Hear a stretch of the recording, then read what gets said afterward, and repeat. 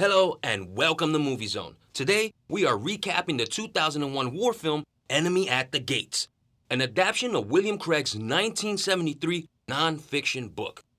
Enemy at the Gates showcases the turning point on the Eastern Front at the Battle of Stalingrad.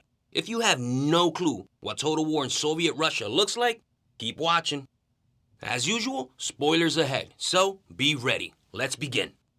Vasily Zaitsev, a young boy, is taught to aim and shoot a hunting rifle by his grandfather in the Ural Mountains.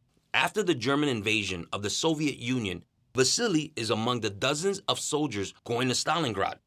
Vasily, alongside other military personnel and civilians, are transported by train. The civilians, including a lady whom Vasily eyes on the train, are dropped en route to Stalingrad, while more soldiers are picked up in the armored locomotive.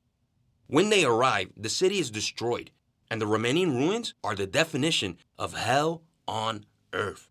Disembarking from the train, the troop must cross the Volga into Stalingrad. While on the ship, various attacks are launched at them by the German Air Force. On the shore, each soldier is given a rifle and followed by another soldier carrying ammunition. They must pick up the rifle when the person in front of them dies and continue to fight in a seemingly suicidal charge. Vasily struggles to protect himself among the devastating machine gun fire. Soldiers attempting to retreat are shot by their superiors, considering them cowards and traitors. Vasily takes cover in the rubble and watches a car try to run the German blockade.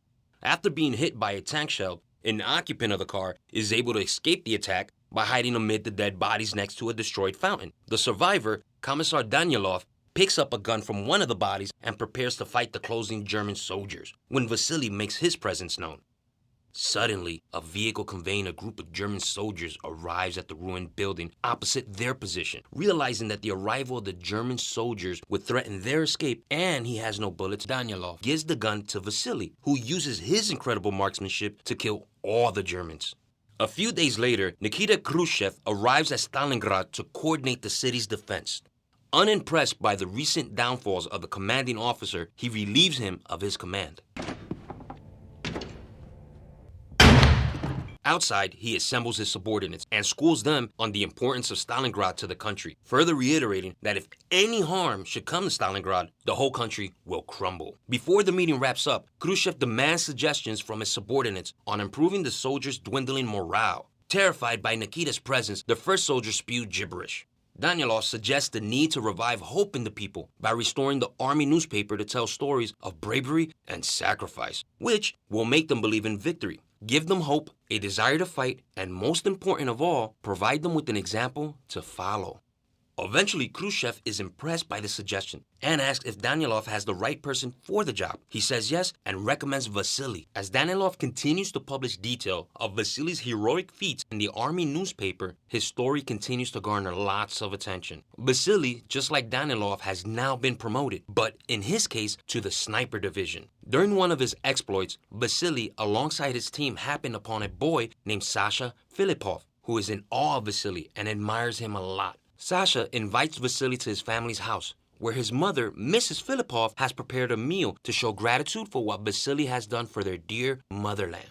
Meanwhile, Danielov appears with a pile of letters from Vasily's admirers. Danielov compels Vasily to reply to each one of the letters to keep up with the hope agenda. Vasily agrees with Danielov's recommendation. He responds to the letters with Danielov's help.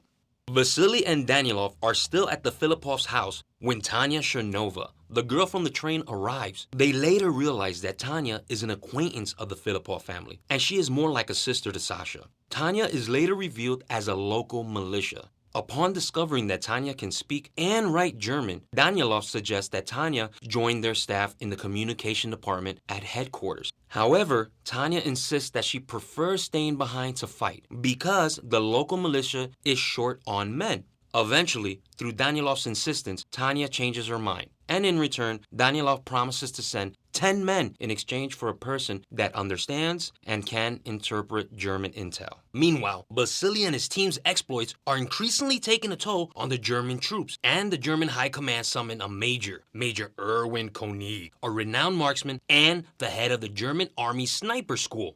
Koenig is deployed to kill Vasily and crush Soviet morale. Koenig promises that rather than searching for Vasily, he will make Vasily come looking for him. Later, Vasily has been woken up by his team informing him of trouble in the department store. Vasily rushes out the house and takes Ludmila with him. When they arrive at the department store, Vasily shoots at a shadow in the hopes that it is a human, only for them to find out the body is a mannequin draped in army camouflage.